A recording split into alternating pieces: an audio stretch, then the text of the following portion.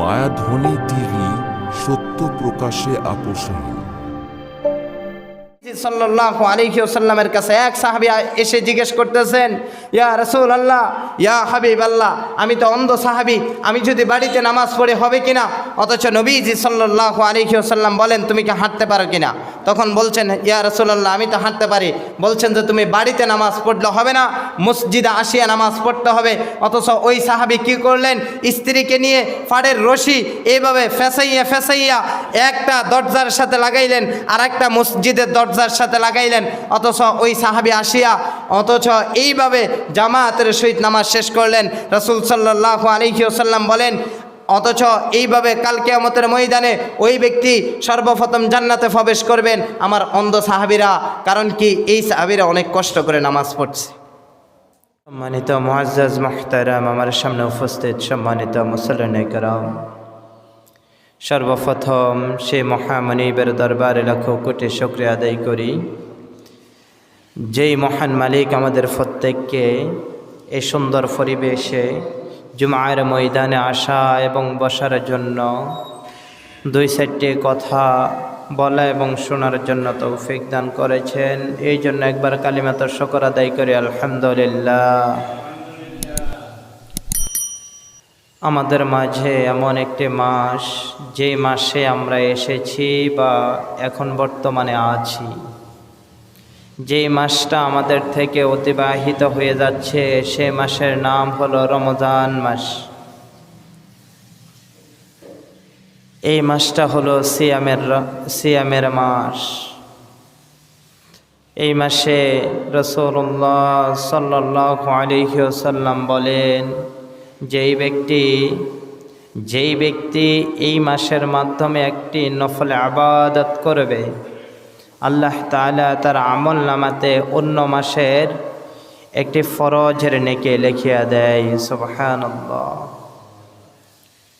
কোনো ব্যক্তি যদি এই মাসে একটি ফরজের কাজ করে, ফরজের নেকি আমল করে, আল্লাহ তাআলা তার আমল নামাতে অন্য মাসের 70টি ফরজের নেকি লিখিয়া দেয়। সুবহানাল্লাহ।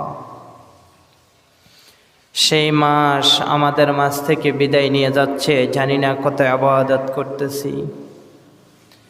আজকে এই রমজান মাসের দ্বিতীয় জুমা,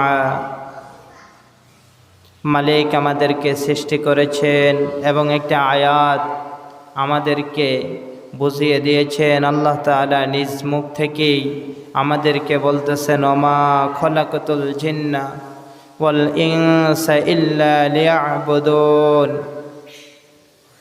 হে মানুষেরা, তোমাদেরকে আমি সৃষ্টি করেছি, হে বান্দারা, তোমাদেরকে সৃষ্টি করেছি আমার গোলামি করার জন্য।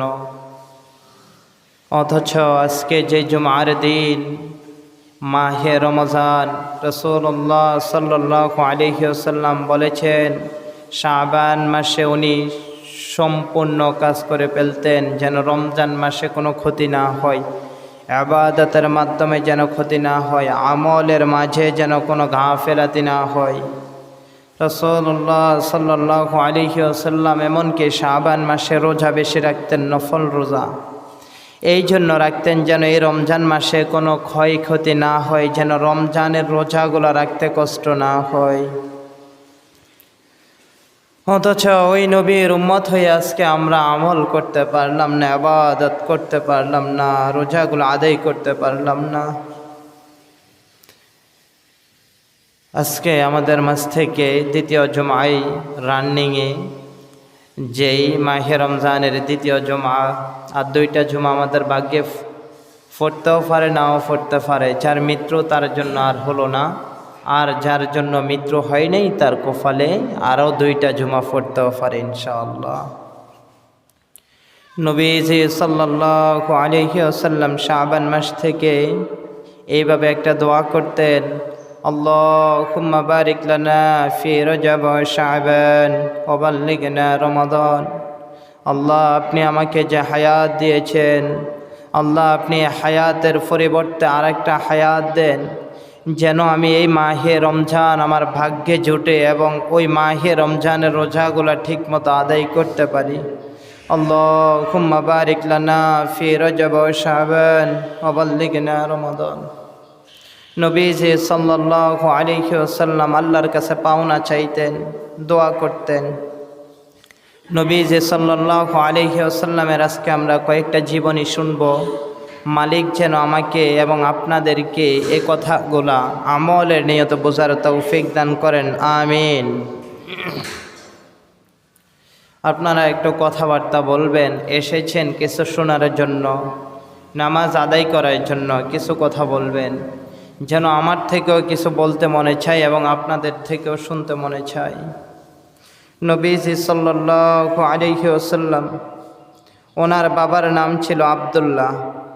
নবীজি সাল্লাল্লাহু আলাইহি ওয়াসাল্লামের দাদার নাম ছিল আব্দুল মুত্তালিব। এই নবীজির দাদা যখন মক্কাতে থাকতেন তখন ওই সময়তে তো এরকম ইসলাম ছিল না। ইসলাম কোথায় থেকে এসেছে আমরা আজকে জেনে নিব ইনশাআল্লাহ। আব্দুল মুত্তালিব যখন এই মক্কা নগরীতে বাস করতেন, এমতো অবস্থায় আব্দুল্লাহ দুনিয়াতে এসেছিল। এবার তখন আব্দুল্লাহ যখন উপযুক্ত হয়, এইভাবে উপযুক্ত হওয়ার পর নবীজি সাল্লাল্লাহু আলাইহি ওয়াসাল্লামের বাবাকে আব্দুল্লাহকে এইভাবে মক্কা নগরীর মেয়েরা ডিস্টার্ব দিত। এইভাবে নবীজির বাবার দিকে তাকিয়ে থাকতো, পাগল হয়ে যেত। এইভাবে মরিয়ম একজন মহিলার নাম ছিল, একটি মেয়ের নাম ছিল। তাওরাত এমন একটি কিতাব পড়েছিল, আর ওই তাওরাতের মাধ্যমে একটি কথা পড়েছিল যে উম্মতে মুহাম্মাদি এমন একজন ব্যক্তি দুনিয়ার বুকে আসবে, ওই ব্যক্তিকে আল্লাহ তাআলা আব্দুল্লাহর থেকে এইভাবে দুনিয়ার বুকে পাঠাইবেন। সুবহানাল্লাহ। এবার তখন ওই মরিয়ম কি করতেন, আব্দুল্লাহকে বলতেন, ও আব্দুল্লাহ, তুমি তোমার বাবাকে একটু বলো আমাকে তোমার থেকে বিয়ে দেওয়ার জন্য। এবার তখন এইভাবে আব্দুল্লাহ অনেক লাজুক ছিলেন এবং আব্দুল্লাহর বাবা অনেক লাজুক ছিলেন আব্দুল মুত্তালিব। আব্দুল মুত্তালিব কি করতেন, এইভাবে লজ্জায় আর রাস্তাঘাটে হাঁটতে পারতেন না, চলতে পারতেন না। অথচ নবীজির দাদা এইভাবে কি করলেন, আব্দুল্লাহকে নিয়ে ভীষণ একটি বিপদে পড়ে গেছে। যেই আব্দুল্লাহকে মেয়েরা খুব ডিস্টার্ব করতেন। আব্দুল্লাহর জন্য মক্কা নগরীর যত মেয়ে ছিল সমস্ত মেয়েরা পাগল ছিলেন যে আব্দুল্লাহর থেকে একজন ব্যক্তি আসবেন, জেনার স্ত্রী হতে পারলে সারা বিশ্বের সমস্ত উম্মতে মুহাম্মাদির মা হবে তিনি। এই জন্য সমস্ত মেয়েরা পাগল ফাড়া হয়ে গেলেন। এবার তখন নবীজির দাদা আব্দুল্লাহকে নিয়ে ভীষণ বিপদে পড়ে গেলেন। আর তখন এইভাবে তার একজন বন্ধু ছিলেন মদিনায়। এবার নবীজি সাল্লাল্লাহু আলাইহি ওয়াসাল্লামের দাদা আব্দুল মুত্তালিব আব্দুল্লাহকে নিয়ে ভীষণ বিপদে পড়িয়া এবং এইভাবে একদিন যখন গভীর রজনী হয়ে আসছে, আব্দুল্লাহকে নিয়ে মদিনায় চলে গেলেন। আব্দুল্লাহকে নিয়ে বিপদে পড়ে গেছেন এবং আব্দুল্লাহকে নিয়ে মদিনায় চলে গেছে। এবার মদিনায় যখন চলে যায়, তার একজন বন্ধু ছিলেন, বন্ধুকে আগে বলা হয়েছিল, বন্ধু তোমার একটা মেয়ে আছে, সুন্দরী মেয়ে, নম্র ভদ্র মেয়ে, ওই মেয়েটাকে কারো কাছ থেকে বিয়ে দিও না, বিয়ে দেওয়ার সময় আমার সাথে পরামর্শ করিও, বন্ধুকে বলতেছেন। এবার তখন আব্দুল্লাহকে নিয়ে যখন এইভাবে মদিনাতে চলে গেলেন, মদিনাতে যাইয়া আব্দুল মুত্তালিব তার বন্ধুকে বলতেছেন, ভাইরে আমি তো তোমার কাছে এসেছি, তোমার একটা মেয়ে আছে আমি জানি বাড়িতে, ওই মেয়েটাকে আমার ছেলের বউ করতে চাই, বউ হিসেবে গ্রহণ করিয়া বাড়িতে নিতে চাই। সুবহানাল্লাহ। এ ভাগ্য কার অন্তরে থাকতে পারে, ভাগ্য কার কপালে থাকতে পারে। এবার তখন আব্দুল মুত্তালিব তার সাথে আগেই পরামর্শ ছিলেন, মেয়েটা বিয়ে দেওয়ার সময় আমার সাথে কথাবার্তা বলে দিও। এবার এখন আব্দুল্লাহর বাবা আব্দুল মুত্তালিব যেইখানে বলেছেন যে তোমার মেয়েটা আমার ছেলের থেকে দিয়ে দাও বিয়ে, আমি তোমার মেয়েকে পুত্রবধূ করেই এ মদিনা থেকে মক্কাতে যাব। এবার তখন ওই তার বেয়াই তার বন্ধু আর কোনো কথাবার্তা বলেন নাই, বলছেন যে ঠিক আছে, আমার মেয়ে যদি আপনার ছেলের বউ করতে চান, আব্দুল্লাহর বউ করতে চান, তাহলে তো অসুবিধা নাই। খুশি হয়ে তার থেকে বিয়ে দেওয়া হয়। এবার তখন আব্দুল মুত্তালিব কী করলেন, আব্দুল্লাহকে নিয়ে যখন এভাবে সপ্তাহখানিক পর মক্কাতে প্রবেশ করেন, আর মক্কার সমস্ত মেয়েরা পাগল ফারা হয়ে যায়। একটা এইভাবে দৌড়ায়, দক্ষিণ দিকে দৌড়ায়, পশ্চিম দিকে দৌড়ায়, পূর্ব দিকে দৌড়ায়, কিন্তু আব্দুল্লাহকে পাওয়া যাচ্ছে না। আব্দুল্লাহ নিখোঁজ হয়ে গেছে, আব্দুল্লাহকে মক্কা নগরীতে পাওয়া যায় না। আর সমস্ত মেয়েরা ওই আব্দুল্লাহর জন্য পাগল হয়ে আছে। আব্দুল্লাহ না জানে কোথায় চলে গেছে, আব্দুল্লাহ না জানে কোথায় চলে গেছে, আব্দুল্লাহ না জানে কোথায় চলে গেছে। আব্দুল্লাহকেও দেখা যায় না, আব্দুল্লাহর বাবাকেও দেখা যায় না। এবার আব্দুল্লাহর বাবা যখন আব্দুল মুত্তালিব যখন আব্দুল্লাহকে নিয়ে মক্কা নগরীতে প্রবেশ করেন, যখন পরের দিন উনি ঘর থেকে বের হয়ে রাস্তাতে যায়, একজন মেয়ে ছিলেন এইভাবে তাওরাত কিতাব যখন পড়েছিলেন, পড়ার পরে ওইখান থেকে পেয়েছিলেন যে মুহাম্মদের স্ত্রী হওয়ার জন্য ওই মরিয়ম, তার নাম ছিলেন মরিয়ম, খুবই চেষ্টা করেছিলেন, অথচ তার অনেক প্রভাব ছিল। ওই মেয়েটার এইভাবে বংশীয় বাবা অনেক বড় ছিলেন, অথচ ওই মেয়েটা বিয়ে বসার জন্য অনেক চেষ্টা করেছিলেন। এইভাবে তখন মুহাম্মদকে যখন এইভাবে রাস্তায় দেখলেন, রাস্তায় দেখার পর মরিয়ম এইভাবে দৌড়াইয়া আব্দুল্লাহর সামনে যাইয়া সেজদায় পড়ে গেলেন বেহুশ। আর যখন হুঁশটা ফিরে আসলো, ও আব্দুল্লাহ, আব্দুল্লাহ রে, তোমাকে অনেক দিন পর্যন্ত দেখা যায় না, তোমার চেহারাটা অন্যরকম হয়ে আছে, নিশ্চয়ই তুমি বিয়ে করছো। এবার তখন আব্দুল্লাহ বলতেছেন, আমি বিয়ে করছি। বলছে কোথায়? বলল আমি তো মদিনাতে বিয়ে করছিলাম। কাকে বিয়ে করেছ? আমেনা, আমাদের আম্মা জান আমেনা। এবার তখন ওই আব্দুল্লাহ তাকে বলতেছেন কি হয়েছে? বলল যে দেখো আব্দুল্লাহ, আমি তোমার থেকে বিয়ে বসার জন্য অনেক চেষ্টা করেছিলাম। ওই মরিয়ম বলতেছেন আমি তোমার স্ত্রী হওয়ার জন্য অনেক চেষ্টা করেছিলাম, কিন্তু আমার ভাগ্যে জোটে নাই। আর ওই তাওরাত কিতাবের মাধ্যমে পড়েছিলাম তোমার যেই ব্যক্তি স্ত্রী হবে এবং তোমার কপালের মাধ্যমে একটা নূরে মুহাম্মাদের মুকুট রয়েছে, আর এই মুকুটটা যার ফেটের মাধ্যমে যাবে, ওই ফেট থেকে যেই সন্তান ভূমিষ্ঠ হবে, ওই ব্যক্তি এমন ব্যক্তি হবে পৃথিবীর বুকে সমস্ত ব্যক্তি তাকে চিনতে পারবে। সুবহানাল্লাহ। এবার তখন আব্দুল্লাহ বলতেছেন দেখো আমার বাবা বিয়েটা করাইছে, এখানে তার কোনো অসুবিধা নাই। তখন মরিয়ম বলতেছেন আব্দুল্লাহ, একদিন তোমার বাবা মক্কা নগরীতে জবাই করার জন্য গেছিল,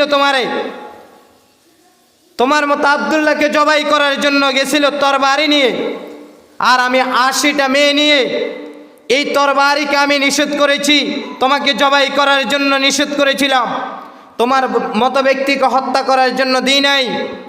আমি সেই লিডার, আমি সেই মহিলাটা, আমি সেই মেয়েটা মরিয়ম, আমাকে যারা শ্রদ্ধা করত, আমাকে যারা লিডার হিসেবে দাবি করত, অথচ তোমার মতো আব্দুল্লাহকে আমি জবাই করতে দিই নাই, অথচ তোমার স্ত্রী হতে পারলাম না। আমি তোমাকে ওয়াদা দিলাম এই দুনিয়াতে আর কখনো যদি আমি দুনিয়াতে বেঁচে থাকি আর কখনো আমি স্বামী গ্রহণ করব না। এবার তখন আব্দুল্লাহর যখন বিয়ের পর কোনো কোনো হাদিস থেকে বর্ণনা 2 মাস অথবা কোনো কোনো হাদিস থেকে 6 মাস, 2 বা 6 কথাটা কিন্তু তাহকিক আছে, এই জন্য শিউর দি কোনো ব্যক্তি কথা বলতে পারলো না। 2 মাস অথবা 6 মাস যখন রানিং হয়, তার এ আমেনার ফেটে যখন বাচ্চা আসে, এবার তখন 2 মাস অথবা 6 মাস অবস্থায় আব্দুল্লাহ দুনিয়ার বুক থেকে বিদায় নেয়। সবাই বলে ইন্না লিল্লাহি ওয়া ইন্না ইলাইহি রাজিউন। এবার আব্দুল্লাহ যখন দুনিয়ার বুক থেকে বিদায় নিয়ে যায়, অথচ আমেনা এইভাবে যখন রাস্তা দিয়ে হাঁটতো তার থেকে এক ধরনের একটা সুগন্ধি আসতো, ঘ্রাণ করাইতো। আমরা তো এখন বিভিন্ন আতরগুলা ব্যবহার করি, বিভিন্ন আমরা বডি স্প্রে ব্যবহার করি, বডি স্প্রে ব্যবহার না করলে, আতর ব্যবহার না করলে এভাবে শরীর থেকে এক ধরনের দুর্গন্ধ আসে। অথচ এ আমেনা কখনো ওই সময়তে কোনো সুগন্ধি ব্যবহার করতেন না। তখন আব্দুল মুত্তালিব তার স্ত্রীকে বলতেছে, দেখো তোমার পুত্রবধূ আমেনা যখন রাস্তা দিয়ে হাঁটে তার থেকে এক ধরনের একটা ঘ্রাণ আসে, অথচ এই মক্কা নগরীর যুবকরা আমাকে বলতেছেন এবং আমার মান সম্মান সব কিছু বিলিয়ে দিচ্ছেন যে আব্দুল মুত্তালিবের একটা পুত্রবধূ আছে, তার স্বামী মৃত্যুবরণ করেছে, এখন এই জন্য এক একটা সুগন্ধি ব্যবহার করিয়া রাস্তা দিয়ে হাঁটতেছে, মানে বিভিন্ন ছেলেদেরকে পাগল করার জন্য। এবার তখন আব্দুল্লাহ এইভাবে আব্দুল্লাহর মা তখন চিন্তা করলো, কিরে আমার স্বামী যেই কথা বলতেছেন, আব্দুল মুত্তালিবের স্ত্রী বলতেছেন আমার স্বামী যেই কথাটা বলতেছেন, আমিও তো চাইছিলাম এই কথাটা বলার জন্য, বউ যেইখান দিয়ে যায় ওইখান দিয়ে এক ধরনের একটা ঘ্রাণ আসে। এবার তখন আব্দুল্লাহর মা কী করলেন, আব্দুল্লাহর স্ত্রীকে ডাক দিলেন, আমেনা এদিকে আসো। তখন বললেন, আম্মা বলেন। বলল যে তুমি এক ধরনের সুগন্ধি ব্যবহার করো, রাস্তাতে গেলে তোমার থেকে ঘ্রাণ করায় এবং তুমি যেইখানে যাও সেইখানে ঘ্রাণ করায়। তখন আমেনা আর কিছু বলেন নাই, তার শাশুড়িকে আর কিছু বলেন নাই, আম্মা এদিকে আসেন। বলল হ্যাঁ। এবার তখন আম্মাকে নিয়ে তার শাশুড়িকে যখন বাথরুমে গেলেন, বললেন যে দেখেন এখান থেকে এক ধরনের সুগন্ধি আসে কিনা। বলল হ্যাঁ। এবার তখন বলল যে চলেন পুকুর ফাড়ে যাই। পুকুর ফাড়েও একই অবস্থা, যেইখানে যাই, রুমে যাই, যেইখানে যাই সেইখান থেকে এক ধরনের সুগন্ধি বের হয়। এবার তখন এইভাবে আব্দুল্লাহর মা তখন বলতেছেন, তোমার থেকে এই ধরনের কি যেন সুগন্ধি বের হতেছে, কেন, এটা কিভাবে সম্ভব? তখন বলছেন যে মাগো, মূলত আমি কোনো সুগন্ধি ব্যবহার করি না, সুগন্ধি মাখি না, আমার ফ্যাট থেকে এক ধরনের সুগন্ধি আসে। সবাই বলে সুবহানাল্লাহ। তার ফ্যাট থেকে এক ধরনের সুগন্ধি বের হয়, আমেনার ফ্যাট থেকে। অথচ ওই আমেনার ফ্যাট থেকে যখন সুগন্ধি বের হতো, বিভিন্ন মক্কা নগরের মানুষগুলা কুসংস্কার কথাগুলা এভাবে প্রচারণা করত যেই আব্দুল্লাহ এইভাবে আব্দুল্লাহরে বিয়ে করাইছে, আর অথচ আব্দুল্লাহ দুনিয়ার বুক থেকে বিদায় নিয়ে গেছে, মারা গেছে, অথচ আমেনা কি করে, সুগন্ধি ব্যবহার করিয়া রাস্তা রাস্তা হাঁটে। তবে আসলেই না, এটা গুজব, কান কথা। তখন এইভাবে নবীজি সাল্লাল্লাহু আলাইহি ওয়াসাল্লামের দাদি বলল যে ঠিক আছে, তুমি আজ থেকে ঘর থেকে বের হইও না, আজ থেকে ঘর থেকে বের হইও না, ঘরে থাকবা, যেন তোমার থেকে এই ধরনের সুগন্ধি বের হয় না, তুমি আর ঘর থেকে বের হতে পারবা না। অথচ আমেনা এবাও ঘর থেকে বের হতেন না। যখন দুনিয়ার বুকে নবীজি সাল্লাল্লাহু আলাইহি ওয়াসাল্লাম আসেন, যখন আমাদের সন্তানরা দুনিয়াতে আসেন তাদেরকে খতনা করাইতে হয়, অথচ নবীজি সাল্লাল্লাহু আলাইহি ওয়াসাল্লামকে খতনা করা লাগে নাই। সেই নবীর উম্মত আমরা, সেই নবীর উম্মত। অথচ নবীজি সাল্লাল্লাহু আলাইহি ওয়াসাল্লামের বয়স ছিলেন তিন ভাগে ভাগ করা হয়েছে। কয় ভাগে বলেন তো? 3 ভাগে ভাগ করা হয়েছে। এক ভাগ 40 বছর। যখন 40 বছর তার বয়স হয়, এর মাঝে সব কিছু আল্লাহ তাআলা ঘটনাগুলা গঠাই রাখছে, সবগুলা তৈয়ার করে রাখছে, কিন্তু কাউকে বুঝতে দেন নাই। নবীজি সাল্লাল্লাহু আলাইহি ওয়াসাল্লামকে আল আমিন বলে স্বীকার করতেন, বিশ্বাস করতেন, নবীজিকে অনেক বিশ্বাস করতেন। কাফের, বেঈমান, মুশরিক প্রত্যেকেই বিশ্বাস করতেন। আর যখন 40 বছর শেষ হয়, তার দ্বিতীয় জিন্দিগি এইভাবে 13 বছর। তখন মুহাম্মদ সাল্লাল্লাহু আলাইহি ওয়াসাল্লাম এই 13 বছর অনেক অত্যাচার হয়, তাকে অনেক নির্যাতন করা হয়, অনেক কষ্টদায়কভাবে মারধর করা হয়। তখন আল্লাহ তাআলা মুহাম্মদকে বলেন, হে বন্ধু মুহাম্মদ, তুমি হতাশ হইও না, তুমি নিরাশ হইও না, প্রতিবাদ করিও না, এখন তুমি ধৈর্য ধরো। এবার নবীজি সাল্লাল্লাহু আলাইহি ওয়াসাল্লাম ধৈর্য ধরতে ধরতে 40 বছর এইখান দিয়ে চলে গেছে। এরপরে 13 বছর ধৈর্য ধরেছেন, মারধর খেয়েছেন, কাফেররা তাকে আঘাত করেছিলেন, রক্তাক্ত করেছিলেন। এবার তখন পরে যখন 10 বছর বয়স হয়, মানে এইভাবে 53 বছর শেষ, আর পরে 10 বছর যখন আসে 63 বছর তার জিন্দিগি, এই 63 বছরকে 3 ভাগে ভাগ করা হয়েছে। এবার 10 বছর যখন আসতেছে, 13 বছর শেষ, মারধর খেয়েছে, অনেক কষ্ট করেছে। আল্লাহ তাআলা বলতেছেন, হে বন্ধু মুহাম্মদ, আর ধৈর্য ধারণ করার কোনো সুযোগ নাই, এবার তুমি প্রতিবাদ করো, এবার তুমি প্রতিবাদ করো। তুমি যে ইসলাম পেয়েছো, যে কোরআন পেয়েছো, এই কোরআন নিয়ে তুমি প্রতিবাদ করতে থাকো। এইভাবে যখন বদরের যুদ্ধে যায়, তারা ছিলেন 313 জন সাহাবী। 313 জন সাহাবী নিয়ে 1000 সৈন্যের সাথে এভাবে যুদ্ধ করতে গেলেন। আল্লাহ তাআলা বলতেছেন, মুহাম্মদ তুমি যতই বার যাও না কেন, যতগুলা তুমি যুদ্ধ করো না কেন, সম্পূর্ণ যুদ্ধে আমি তোমাকে বিজয় করে দেব ইনশাআল্লাহ। সবগুলা যুদ্ধতে তিনি বিজয় লাভ করে এসেছেন। অথচ ওই মুহাম্মদের উম্মত হয়ে আজকে আমরা প্রতিবাদ করতে পারলাম না। এবার তখন আল্লাহ তাআলা মুহাম্মদ সাল্লাল্লাহু আলাইহি ওয়াসাল্লামকে মেরাজের রাত্রে এইভাবে তার কাছে নেয়।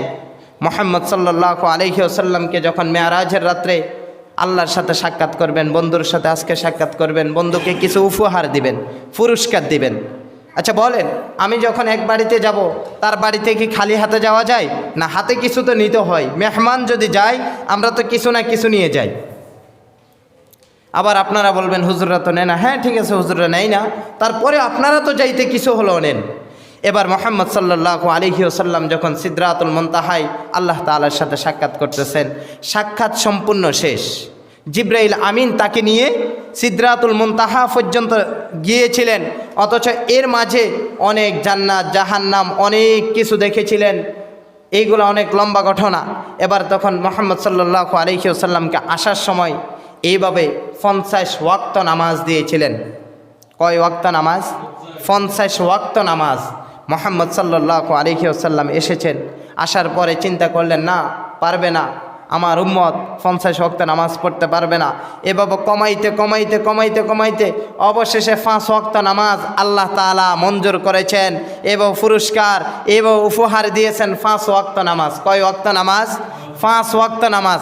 এবার তখন নবীজি সাল্লাল্লাহু আলাইহি ওয়াসাল্লাম যখন আসলেন, আবার চিন্তা করলেন, আমার উম্মতরা কি 5 ওয়াক্ত নামাজ পড়তে পারবে কিনা, না আবার যাই দেখি। তখন চিন্তা করলেন, না এবার যদি আল্লাহর কাছে যাই, আমার বন্ধুর কাছে যাই, নিজ থেকে অলজ্জা লাগে। 5 ওয়াক্ত দিয়েছেন, কোথায় 50 ওয়াক্ত ছিলেন, না আর কমাইব না, আমার উম্মতরা 5 ওয়াক্ত নামাজ পড়তে পারবে। অথচ ওই মুহাম্মদের উম্মতরা 5 ওয়াক্ত নামাজ কয়জন পড়তে পারলো? মিফতাহুল জান্নাতিস সালাহ। নবীজি সাল্লাল্লাহু আলাইহি ওয়াসাল্লাম বলেন, এই যে জান্নাতে তোমরা প্রবেশ করতে চাও এবং জাহান্নাম থেকে বিরত থাকতে চাও, যদি জান্নাতে প্রবেশ করতে চাও তাহলে একটা চাবি ব্যবস্থা করো। এইভাবে যখন আপনার ঘরের মাধ্যমে তালা মারবেন, গেট লক করবেন, তখন চাবি ছাড়া আপনি ঘরে প্রবেশ করতে পারবেন না। যেই ব্যক্তির কাছে চাবি থাকবে ওই ব্যক্তি প্রবেশ করতে পারবে, যেই ব্যক্তির কাছে চাবি থাকবে না ওই ব্যক্তি কোনো প্রকারে প্রবেশ করতে পারবে না। যদি টিনের ঘর হয় এইভাবে কাটি, অথবা যদি ওয়াল ঘর হয় হিং করে ঘরে প্রবেশ করতে পারবে। নবীজি সাল্লাল্লাহু আলাইহি ওয়াসাল্লাম বলেন, জান্নাতে কোনো প্রকারে হিং করি তো দূরের কথা, আল্লাহকে লেচ্ছা হেচ্ছা কথা বলিয়া, আল্লাহকে কোনো রকম ঘুষ, এইভাবে ফেরেশতাদেরকে ঘুষ দিয়া এবং বংশীয়ভাবে নেতামি অথবা জোরদারি রাহাজুরি সম্পদের ভয় সব কিছু দেখাইয়াও আল্লাহর কাছে তারা বাঁচতে পারবে না। ওই ব্যক্তি যদি জাহান্নামী হয় তার জন্য জাহান্নামের দরজা খোলা, আর যদি জান্নাতি হয় দরজা খোলা হবে জান্নাতের। অথচ আমরা ওই মিফতাহুল জান্নাতিস সালাহ, নামাজ বেহেশতের চাবি, অথচ ওই যে বেহেশতের চাবিটা আমরা এখনো সংগ্রহ করতে পারলাম না। অবশ্যই লাগবে কি লাগবে না? অবশ্যই লাগবে। জান্নাতে যাইতে হলে একটা চাবি ব্যবস্থা করা লাগবে। এবার আসেন, যদি চাবি ব্যবস্থা করতে হয়, এই নামাজ আপনি পরিপূর্ণ 5 ওয়াক্ত নামাজ সহি নিয়তে সহিভাবে 5 ওয়াক্ত নামাজ পড়া লাগবে, যেন নামাজের ভিতরে কোনো ভুল ভ্রান্তি না থাকে। নবীজি সাল্লাল্লাহু আলাইহি ওয়াসাল্লাম বলেন, যেই একটা মজমাতে যখন বসেছিলেন, সাহাবীরা জিজ্ঞেস করতেছে, ইয়া রাসূলুল্লাহ, ইয়া হাবিবাল্লাহ, বুঝেছি আপনি বলেছেন মিফতাহুল জান্নাতি সালাহ, নামাজ বেহেশতের চাবি। যদি বেহেশতের চাবি যদি নামাজ হয়, নামাজের কোনো চাবিকাঠি আছে কিনা? তখন বলে যে হ্যাঁ আছে। বলল যে কি বলেন তো? তখন বলল অজু, অজু পরিপূর্ণ করা লাগবে। এবার নবীজি সাল্লাল্লাহু আলাইহি ওয়াসাল্লামকে আরেক সাহাবী প্রশ্ন করতেছে, ইয়া রাসূলুল্লাহ ইয়া হাবিবাল্লাহ, বুঝলাম নামাজের চাবি অজু, অজুর চাবি কিছু আছে কিনা? বলল যে হ্যাঁ অজুরও তো চাবি আছে। বলল কি? তখন বলতেছেন অজুর চাবি হলো পবিত্রতা। তুমি সম্পূর্ণভাবে পবিত্র থাকা লাগবে। যেমন নামাজ পড়তে যাও, ওইখানে মশলাটা যেন পবিত্র হয়, নামাজের জায়গাটা যেন পবিত্র হয়। সুদের টাকা, ঘুষের টাকা, ইয়াবার টাকা, যেন খারাপ কাজ থেকে লিপ্ত হয়ে যে টাকাগুলো সংগ্রহ করেছ, ওই টাকা দিয়ে তুমি একটা মুসল্লা কিনলা, ওই মুসল্লাতে হাজার না লক্ষ না কোটি কোটি নামাজ যদিও পড়ো, আল্লাহর দরবারে ওই নামাজ কবুল হবে না। তখন নবীজি সাল্লাল্লাহু আলাইহি ওয়াসাল্লামকে বলেন, ইয়া রাসূলুল্লাহ ইয়া হাবিবাল্লাহ, পবিত্রতা কেমন? বলল যে হ্যাঁ পবিত্রতা হলো ওইটা, যেমন তোমার হাত থেকে এবার ব্লাড বের হয়েছে, রক্ত। একজন পুরুষের হাত থেকে ব্লাড বের হতে পারে, রক্ত বের হতে পারে। এখন এমন একটা অবস্থা হয়ে গেছে, আমি হাতটাকে এইভাবে সিফে ধরে রাখলাম কিছুক্ষণ, এরপরেও ব্লাড বের হতেছে, রক্ত বের হতেছে। তখন আমি কি করলাম? এইভাবে আমি একটা কাপড় দিয়ে, একটা টুকরা দিয়ে বেঁধে ফেললাম। বাঁধার পর অজু করতে যাইতেছি। তখন এবার দেখলাম যে অজু করতে যাইয়া এটা তো খুলতে হবে, কারণ ভিতরে তো না ভিজলে অজুটা হবে না।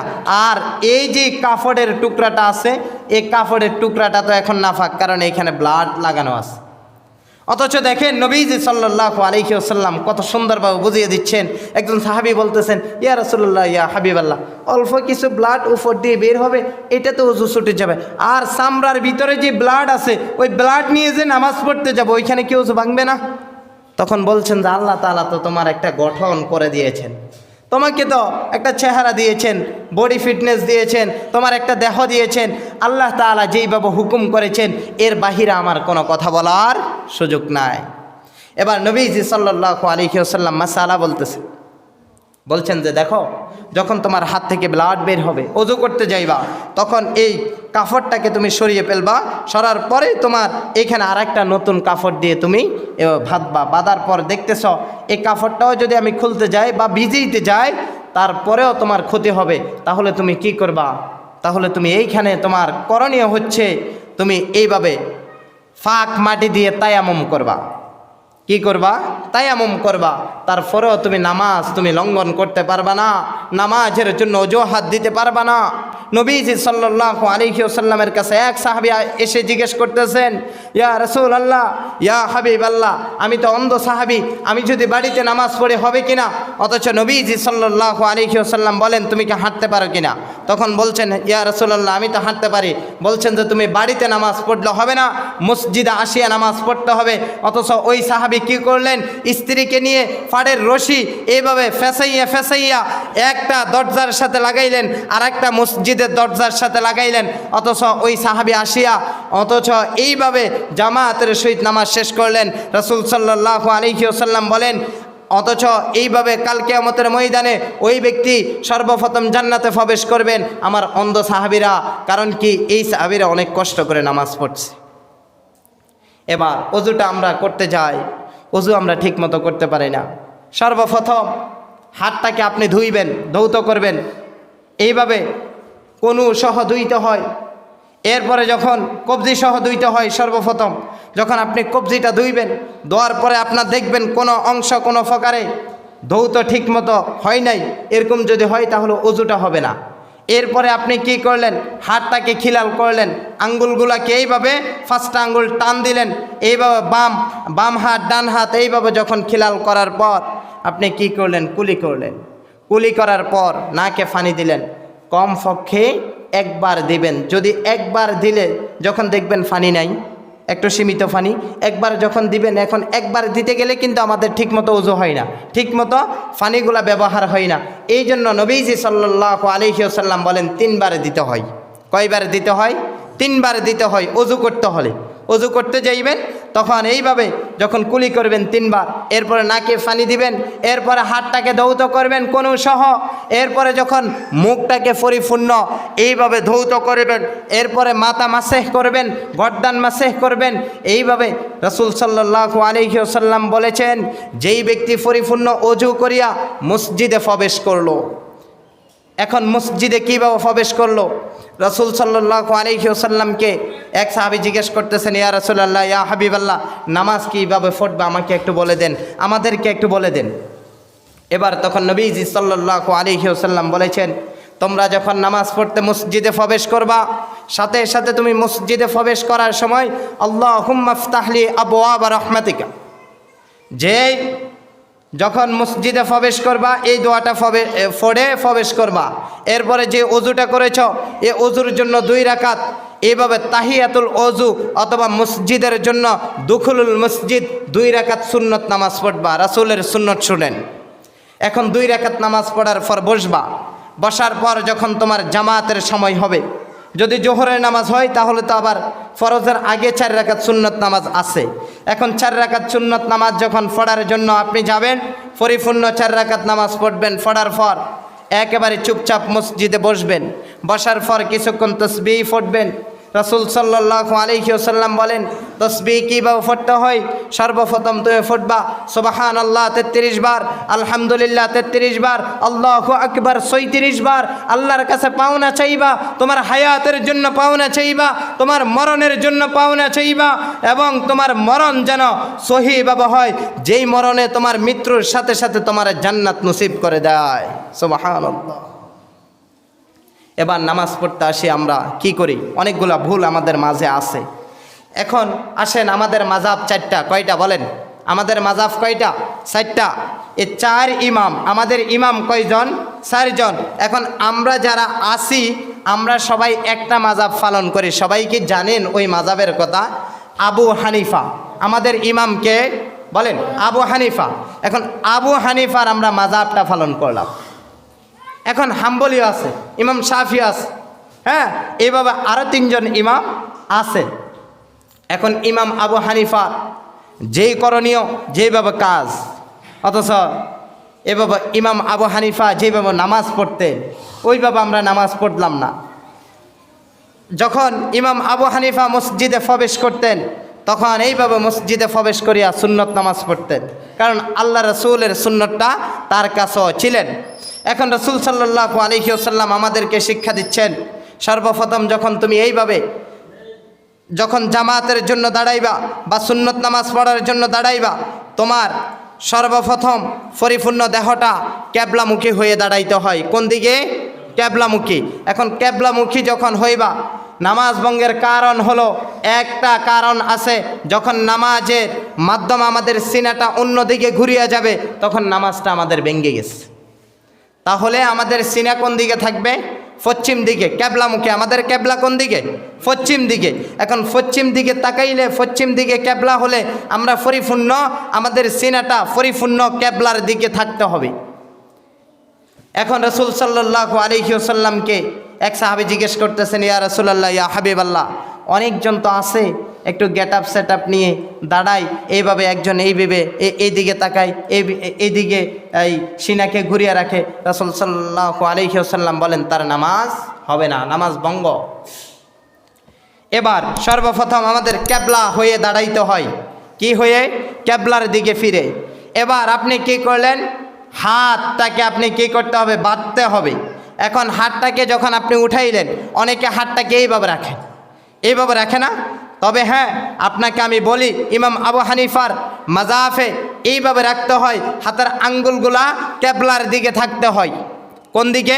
ক্যাবলার দিকে। আপনি যখন কানের লতি পর্যন্ত উঠাইবেন, অনেকে আছে উপরে উঠাই, এভাবে উঠাই, হবে, কোনো অসুবিধা নাই। আপনার এইভাবে ইমাম আবু হানিফার মোতাবেক যদি আপনি নামাজ পড়তে হয় তাহলে কানের লতিতে লাগাইতে হয়। হ্যাঁ, এভাবে যখন আপনি হাতটাকে রাখবেন তারপরে আপনি হাতটাকে বাঁধবেন। বাঁধার সময় 3টা, এইভাবে 4টা মাযহাব না, 4টা মাযহাব থেকে আমরা যেই মাযহাব ইমাম আবু হানিফার, এইভাবে বাঁধতে হয়, এভাবে রাখতে হয়, এভাবে হয়, এরপরে হাত ছাড়িয়েও নামাজ হয়। আমি বলবো না যে হাত বেশ কম করলে নামাজ হবে না, ওই কথা না। আপনি হাতটাকে বাঁধবেন কিভাবে? নাভির নিচে। পুরুষদের জন্য কোথায়? নাভির নিচে। এবং মহিলাদের জন্য হাত উঠবে কাঁধ পর্যন্ত। মহিলাদের জন্য কোথায়? কাঁধ পর্যন্ত। এবং তাদের হাতটাকে বাঁধবে, হাতটাকে রাখবে তারা এভাবে বুকের উপর রাখবে। আর এইভাবে পুরুষদের জন্য নাভির নিচে বাঁধবে, পুরুষরা বাঁধবে আর নারীরা হাত রাখবে একটার উপর আরেকটা, বাম হাতের উপর ডান হাত রাখবে। আর পুরুষরা বাম হাতের উপর ডান হাত দিয়ে এভাবে বাঁধবে, 3টা আঙ্গুল উপরে থাকবে, 2টা আঙ্গুল দিয়ে ফেস মারবে। এটা হলো আবু হানিফার সিস্টেম, যেটা ক্যাটাগরি। এখন আমরা তো অনেক সিস্টেমে নামাজ পড়ি। এরপরে আপনি কি করলেন? যখন হাতটাকে বাঁধলেন এইভাবে, নাভির নিচে অনেকজন এইভাবেও রাখে, এইভাবেও বাঁধে, তবে নামাজ হবে, কোনো অসুবিধা নাই।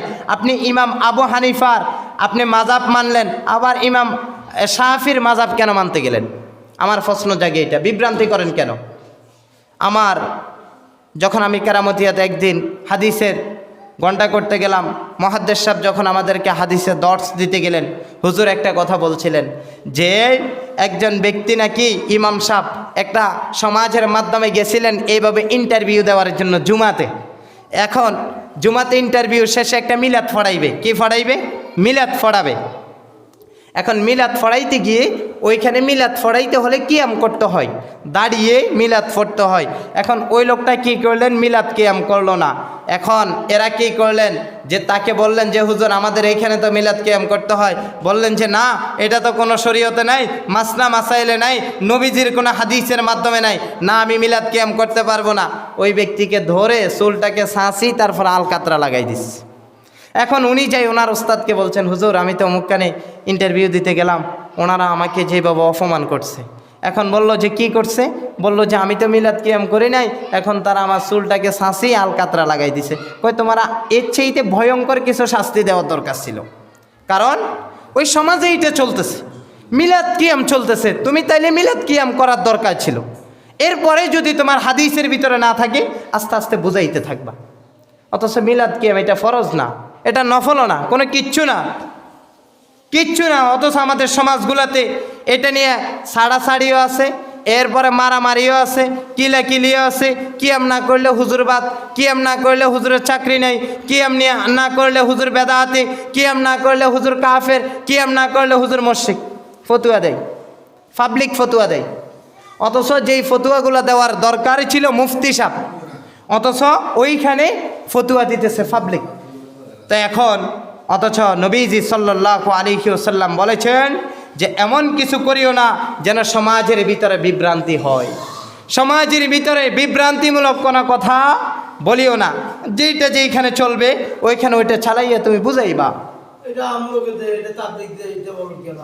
এখন একজন ব্যক্তি নামাজ পড়লো না, একজন ব্যক্তি কি করলো না? নামাজ পড়লো না। এখন নামাজ যদি কোনো ব্যক্তি না পড়ে, এখন আমি কি করলাম? তাকে বাঁধিয়ে আনলাম, বাঁধার পরে তাকে নামাজ পড়ার জন্য অনেক জবরদস্তি করে নামাজ পড়াইলাম। ইসলাম বলতেছেন তাকে জবরদস্তি করিও না, তাকে তুমি বুঝাইতে থাকো, তাকে বুঝাইতে থাকো। সর্বোচ্চ পরিমাণ যদি তার ভিতরে বুঝ আসে তখন তিনি নামাজ পড়বে। কখনো ইসলাম জবরদস্তি করে কোনো কিছু করতে বলে না। এখন এইভাবে আপনি যখন হাতটা বাঁধলেন তাহলে নাভির নিচে বাঁধবেন এবং কবজিতে বাঁধবেন। হ্যাঁ, সর্বপ্রথম করণীয় হলো এইটা। এরপরে দ্বিতীয় নাম্বারে যখন আপনি দাঁড়াইবেন, এই যে সর্বপ্রথম আমরা দাঁড়াইতে যাই, দাঁড়াইতে গেলে আমাদের ফাঁগুলা এক একজনের ফাঁ এইভাবে মেলা থাকে, এক একজনের ফাঁ এইভাবে। রাসূল সাল্লাল্লাহু আলাইহি ওয়াসাল্লাম বলেন কমপক্ষে 4 আঙ্গুল তোমরা ফাঁক রাখবা। কমপক্ষে কয় আঙ্গুল ফাঁক রাখবা? 4 আঙ্গুল। এখন 4 আঙ্গুল ফাঁক রাখিয়া তোমরা এইভাবে জামাতে দাঁড়াইবা, নামাজ পড়তে দাঁড়াইবা। অনেকে 2 জনের জায়গা মারে, 3 জনের জায়গা মারে। বা নবীজি সাল্লাল্লাহু আলাইহি ওয়াসাল্লাম বলেছেন যদি তিনি স্বাস্থ্যবান ব্যক্তি হয় তার শরীরের জন্য যেই জায়গা প্রয়োজন ওই পরিমাণ জায়গা রাখিয়া দাঁড়াইতে হবে। এখন আমরা তো পরিপূর্ণর বাহিরেও দাঁড়াইয়া যাই। এখন এরপরে করণীয় হলো আমাদের সূরা কীভাবে পড়ব? সানা পড়তে হবে। হাত বাঁধার পর সানা সুবহানাকাল্লাহুম্মা ওয়া বিহামদিকা ওয়া তাবারাকা ইসমুকা ওয়া তাআলা জাদ্দুকা ওয়া লা ইলাহা গায়রুকা আউযু বিল্লাহি মিনাশ শাইতানির রাজীম বিসমিল্লাহির রহমানির রহিম আলহামদুলিল্লাহি রাব্বিল আলামিন আর রহমানির রহিম মালিকি ইয়াউমিদ্দিন ইয়াকা না'বুদু ওয়া ইয়াকা নাস্তাঈন ইহদিনাস সিরাতাল মুস্তাকিম সিরাতাল লাযিনা আন'আমতা আলাইহিম গায়রিল মাগদুবি আলাইহিম ওয়ালাদ-দাল্লিন। যদি ইমাম সাহেব সূরা পড়ে মুক্তাদি পড়তে হবে আমিন। আর এভাবে বিভিন্ন হাদিসগুলোতে প্রমাণিত কোনো ব্যক্তি যদি জোরে আমিন নিয়েও বিভ্রান্তি, আস্তে আমিন নিয়েও বিভ্রান্তি, হ্যাঁ, যদি জোরে আমিন বলেন পিছন থেকে মুক্তাদিরা, তাহলে অথচ কিছু কিছু মুক্তাদি বিভিন্ন টেনশানে আছে, নামাজের ভিতরও তার একটা চিন্তা চেতনা নিয়ে আছে, আর যখন আপনি জোরে আমিনটা বলবেন তার মন মানসিকতা অন্য দিক থেকে নামাজের দিকে চলে আসবে। আর যদি আস্তে বলেন তো কোনো অসুবিধা নাই, তাহলে এটা নিয়ে কোনো মারামারি কাটাকাটি নাই। এরপরে আপনি সূরা পড়ার পর বিসমিল্লাহির রহমানির রহিম আরাআইতাল্লাযী ইউকাযযিবু বিদ্দীন ফাযালিকাল্লাযী ইয়াদউল ইয়াতীম ওয়ালা ইয়াহুদ্দু আলা তুআমিল মিসকিন ফাওয়াইলুল লিল মুসাল্লিন আল্লাযীনা হুম আন সালাতিহিম সাহুন আল্লাযীনা হুম ইউরাউন ওয়া ইয়ামনাউনাল মাউন। সূরা শেষ। এরপরে আপনি কি করলেন? আল্লাহু আকবার। এরপরে 3টা তাসবিহ, কমপক্ষে 3বার তাসবিহ পড়া সুন্নাত। সুবহানা রাব্বিয়াল আযীম সুবহানা রাব্বিয়াল আযীম সুবহানা রাব্বিয়াল আযীম সামিআল্লাহু লিমান হামিদা। অথচ মুক্তাদি যারা থাকবে তারাও তাসবিহ 3টা পড়তে হবে, ইমাম সাহেবও 3টা, কমপক্ষে তারা 3টা পড়তে হবে। যদি ইমাম সাহেব 5 বার পড়ে মুক্তাদি মিনিমাম 3 বার পড়তে পারবে। হ্যাঁ, যদি 7 বার পড়ে ইমাম সাহেব তাহলে মুক্তাদি 5 বার পড়তে পারবে, কারণ মুক্তাদি আস্তে পড়বে, ইমাম সাহেব আস্তে পড়বে, এই জন্য মুক্তাদিরা একটু স্লোতে পড়তে পারে, তাদের জোরে যখন পড়তে যায় তাহলে শুদ্ধ হয় না। এরপরে আপনি কি করলেন? সামিআল্লাহু লিমান হামিদা। এরপর লোক যখন মুক্তাদিরা থাকবে তারা পড়বে রব্বানা লাকাল হামদ। এরপরে আল্লাহু আকবার। যখন সেজদাতে পড়বে সুবহানা রাব্বিয়াল আ'লা সুবহানা রাব্বিয়াল আ'লা সুবহানা রাব্বিয়াল আ'লা। কমপক্ষে 3 বার তাসবিহ পড়বে, সেজদার তাসবিহ যেটা এটা কমপক্ষে 3 বার পড়তে হবে। এরপরে আল্লাহু আকবার বসবে, বসার পরে মাঝে দিয়ে একটা দোয়া আছে, এই দোয়াটা এখন যদি পড়তে যায় তাহলে বিভ্রান্তি হয় যে অনেকের অসহ্য হয়ে যায় নামাজের ভিতরে। এরপরে আবার সেজদায় যাবে আল্লাহু আকবার সুবহানা রাব্বিয়াল আ'লা সুবহানা রাব্বিয়াল আ'লা সুবহানা রাব্বিয়াল আ'লা আল্লাহু আকবার, উঠে দাঁড়াবে। এরপরে আবার হাতটা বাঁধবে আগের মতো করে, হাত এরপরে কোনো বেশ কম হতে পারবে না। এরপরে পড়বে বিসমিল্লাহির রহমানির রহিম আলহামদুলিল্লাহি রাব্বিল আলামিন আর রহমানির রহিম মালিকি ইয়াউমিদ্দিন ইয়াকা না'বুদু ওয়া ইয়াকা নাস্তাঈন ইহদিনাস সিরাতাল মুস্তাকিম সিরাতাল লাযিনা আন'আমতা আলাইহিম গায়রিল মাগদুবি আলাইহিম ওয়ালাদ-দাল্লিন। এরপরে আবার মুক্তাদি যারা থাকবে তারা পড়বে আমিন, আস্তে পড়বে। এরপরে পড়বে যে বিসমিল্লাহির রহমানির রহিম ইন্না আ'তাইনাকাল কাউসার ফাসাল্লি লিরাব্বিকা ওয়ানহার ইন্না শানিয়াকা হুয়াল আবতার।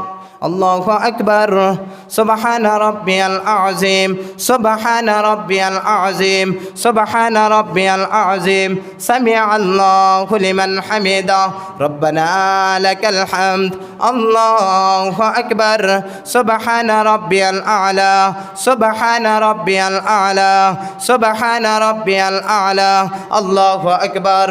এরপরে আবার আল্লাহু আকবার, আবার সেজদায় পড়বে, আবার সেজদা তাসবিহ পড়বে সুবহানা রাব্বিয়াল আ'লা সুবহানা রাব্বিয়াল আ'লা সুবহানা রাব্বিয়াল আ'লা আল্লাহু আকবার। আত-তাহিয়াতু লিল্লাহি ওয়াস সালাওয়াতু ওয়াত-তাইয়্যিবাত السلام عليك أيها النبي ورحمة الله وبركاته السلام علينا وعلى عباد الله الصالحين أشهد أن لا إله إلا الله وأشهد أن محمدا عبده ورسوله اللهم صل على محمد وعلى آل محمد كما صليت على إبراهيم وعلى آل إبراهيم إنك حميد مجيد اللهم بارك على محمد وعلى آل محمد كما باركت على إبراهيم وعلى آل إبراهيم إنك حميد مجيد اللهم إني ظلمت نفسي ظلما كثيرا ولا يغفر الذنوب إلا أنت فاغفر لي مغفرة من عندك وارحمني إنك أنت الغفور الرحيم السلام عليكم ورحمة الله সালামের ভিতরে আমাদের অনেক বিভ্রান্তি সালাম যখন ফিরাই তখন সালামটা আমরা এইভাবে ডান দিকে যখন ফিরাবো ডান দিকে কোনো কিছুর দিকে না তাকিয়ে সিনার দিকে তাকিয়া রাসূল সাল্লাল্লাহু আলাইহি ওয়াসাল্লামের সুন্নাত হলো সিনার দিকে তাকানো এরপরে বাম দিকে আসসালামু আলাইকুম ওয়া রাহমাতুল্লাহ এইভাবে সিনার দিকে তাকাবেন এরপরে যখন আমরা বৈঠকে বসি তখন আমাদের হাতটা এইভাবে হাঁটু পর্যন্ত হাতের আঙ্গুলগুলো সোজা থাকবে অথচ অনেকের হাতটা এইভাবে থাকে এইভাবে থাকে বিভিন্ন সিস্টেমে তারা রাখে তবে রাসূল সাল্লাল্লাহু আলাইহি ওয়াসাল্লামের সুন্নাত এইভাবে না অনেকে নামাজ পড়তে আসে নামাজটা ঠিক মতো পড়লো না এরপরে তারা চেহারা দেখানোর জন্য নামাজটা কোনো রকম পড়ে চলে গেলেন অথচ রাসূল সাল্লাল্লাহু আলাইহি ওয়াসাল্লাম বলেন উনি যখন শাবান মাসে যখন সিজদাতে পড়তেন এভাবে কাফেরগুলা কি করতেন নারী বুড়িগুলা তার এইভাবে ফিডের উপরে দিয়ে চলে আসতেন অথচ মুহাম্মদ সাল্লাল্লাহু আলাইহি ওয়াসাল্লাম অনেক কষ্ট পাইতেন কাউকে বুঝতে দিতেন না আল্লাহ তাআলা যেন আমাদের প্রত্যেককে এভাবে রাসূল সাল্লাল্লাহু আলাইহি ওয়াসাল্লামের দেওয়া যেই পুরস্কারটা পেয়েছেন উপহারটা আল্লাহর পক্ষ থেকে পেয়েছেন যেটা পেয়ে আমাদের জন্য রেখে গেলেন যে কোরআনটা রেখে গেলেন আল্লাহ তাআলা যেন আমাদের প্রত্যেককে এইগুলাকে ঠিকমতো আমলের নিয়তে আমল করার জন্য তৌফিক দান করেন সকলে বলি আমিন।